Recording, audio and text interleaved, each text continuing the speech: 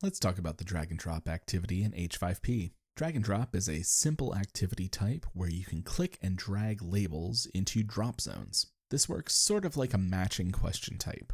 Drag and drop can be used in multiple ways, though there are some ways that we suggest avoiding. For example, using drag and drop to create drop zones for words that align with text on the screen may not be the best use of the drag and drop activity, especially when the drag the words content type already exists.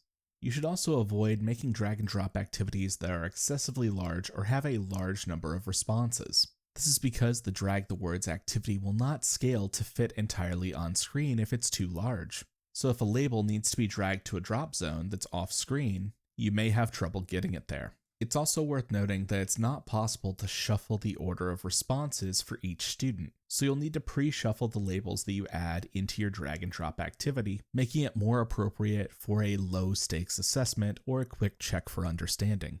Having said that, drag and drop is a relatively simple activity to learn to create, and can be especially helpful when students are learning to identify objects or labels. In this example, images are provided as the prompt, and text-based labels are provided to be dragged and dropped into drop zones. Once every label's been dropped into a drop zone, you can use the check button to verify whether or not you were correct.